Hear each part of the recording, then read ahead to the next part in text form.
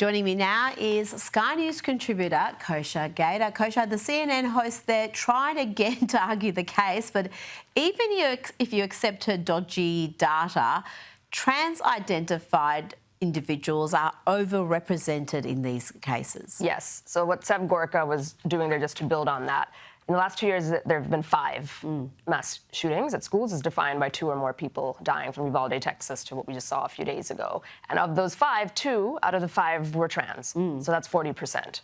That's what we're talking about. And then on top of the stats, the reason why people are really focused on this is because when somebody is trans, a perpetrator, it is a mental health issue. Ultimately, if you have an identity crisis, whatever the root cause is, whether it's genuine dysphoria or some other problem, you're not mentally stable, potentially. And then on top of that, a lot of them have these interventions, chemical, surgical, whatnot. And if that's messing with their mind, that is what the concern is. And then they get their hands on guns, legally or illegally, and the rest is unfortunately bad history. And that's the conversation that the media is trying for us to not have. And I think that's what he and others are really trying to pinpoint.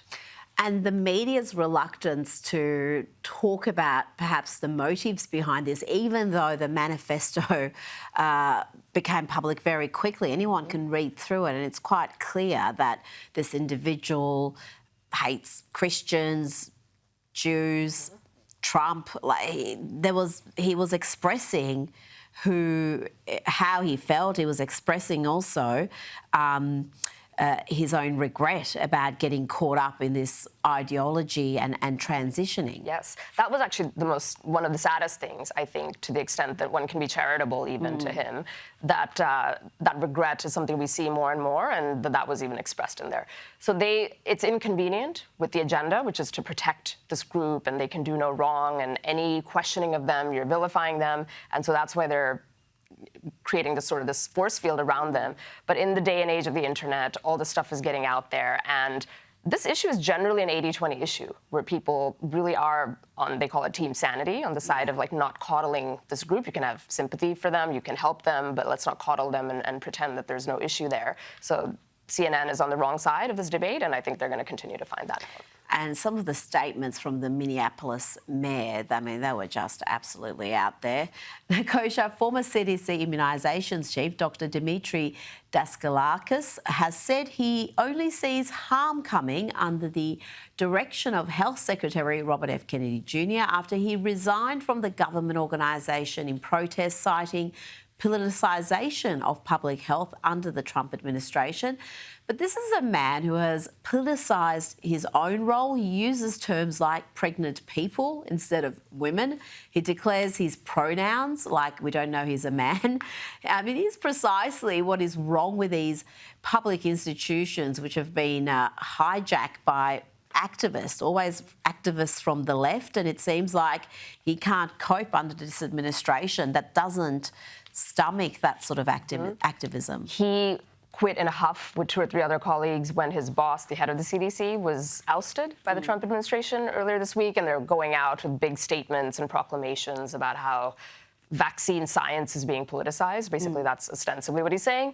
But underneath that, anybody who uses pregnant people is, I think, at the far end of the spectrum of wokeism. So he's out there. He's got all the right credentials, but he, before this, worked for HIV prevention. He was a spokesperson for monkeypox and all of that stuff. So he's kind of a vaccine fanatic, actually, in terms of what he's been pushing around those things. But really, it sounds like more than vaccines, this other broader cultural stuff is part of his agenda. And a lot of people are just saying good riddance for people like him, whether it's him or Rachel Levine, the 4-star admiral who was the assistant health under the previous administration, secretary and under the previous administration, and first openly trans person serving in that role, Woman of the Year. They gave that award. Rachel. Those people are the best poster child for the other side. The more you put up photos of Bobby Kennedy and Trump and Pete Hegseth on one side of the split screen and then these guys on the other, nothing more needs to be said.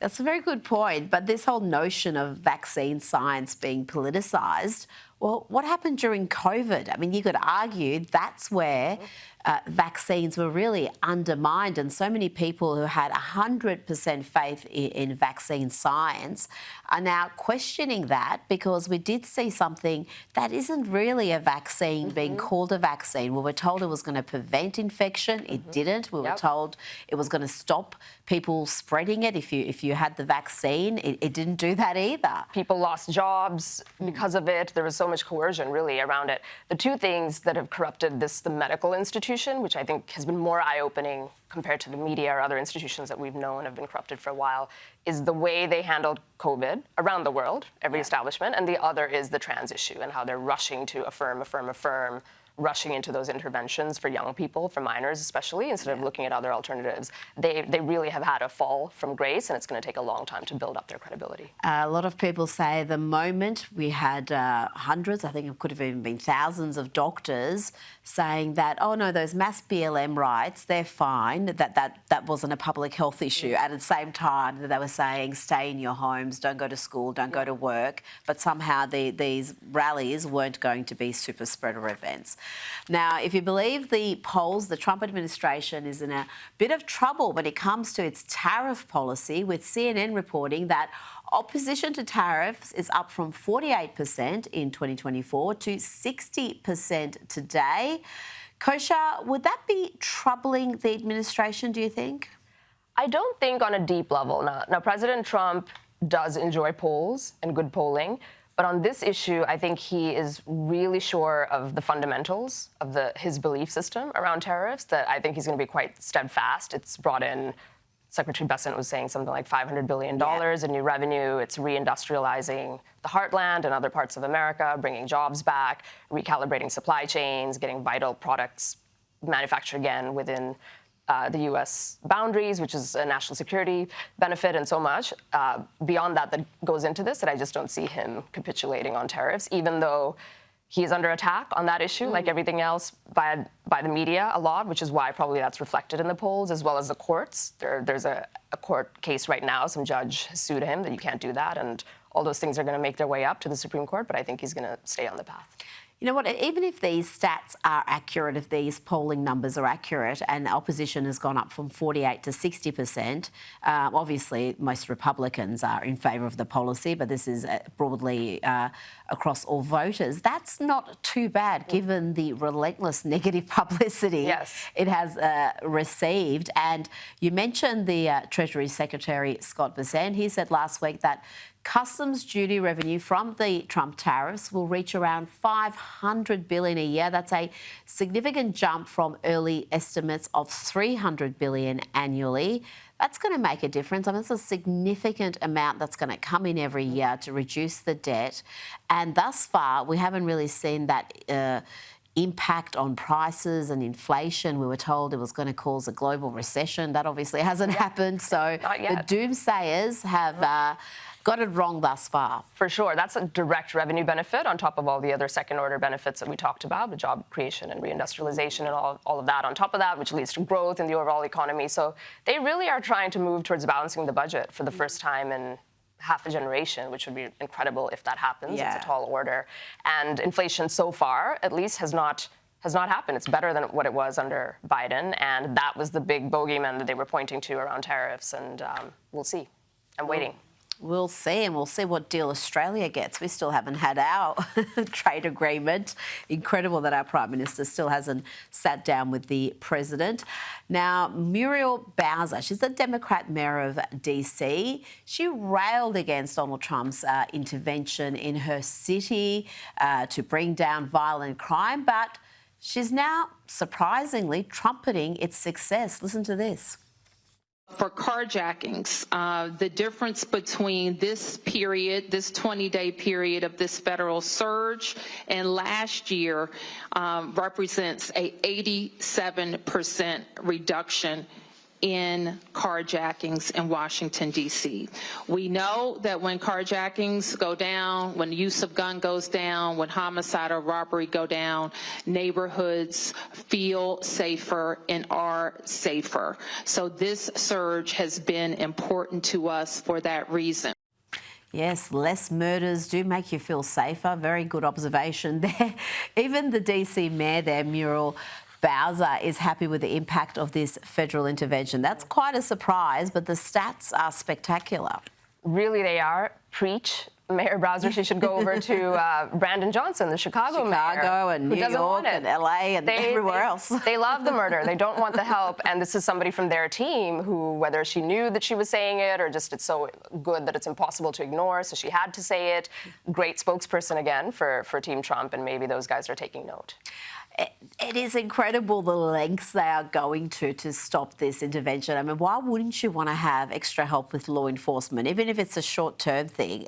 There's no suggestion that they're going to go in there and arrest law-abiding people. It's only criminals who fear them. So, it's incredible. Now, the director of the original Harry Potter movies, Chris Columbus, has said that the original cast is unlikely to reunite for future projects due to J.K. Rowling's pro-women views. In an interview with The Times, he said, "It's never going to happen. It's gotten so complicated with all the political stuff. Everyone in the cast has their own opinion, which is different from her opinion, which makes it impossible." Now, J.K. Rowling has responded to this on X. She wrote, "As another man who once worked with me declares himself saddened by my beliefs on gender and sex, I thought it might be useful to compile a list for handy reference. Which of the following do you imagine makes actors and directors who aren't involved with the HBO reboot of Harry Potter so miserable?" She then goes on to list a number of her beliefs, including that women and girls should have their own public changing rooms and bathrooms, that women should retain female-only rape crisis centres, that women should remain a protected class in law because they have sex-specific needs and issues.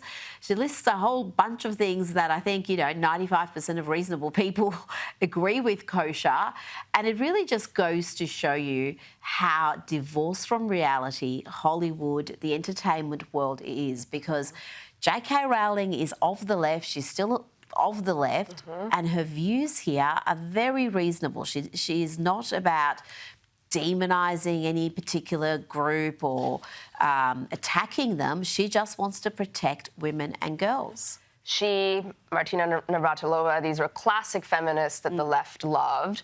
But on this issue, somehow the argument changed, and now it went from women to protecting, again, trans or other people, boys wanting to play in girls' sports and all of that. And these two have stayed steadfast, as have others, and they found themselves on the wrong side of Hollywood, which, as you say, I think is going to be a shrinking island. When the whole world run an 80-20, this issue, maybe it's even 90-10 in terms of where people stand. We will get to 99-1, and still Hollywood people will never, ever capitulate on this point or admit that they were wrong. I also think that behind the story, there's good old-fashioned sour grapes going on, because HBO's remaking Harry Potter, basically, as a TV series. She owns the IP fully as a creator, so she's involved, and those guys are not. And maybe there's something there where they want a bigger piece of that pie that has made them very rich and very famous, and maybe that's part of this. And she made quite a few actors of questionable talent very rich and very famous. They were kids when they started out. As they got older, perhaps, the talent didn't grow with them.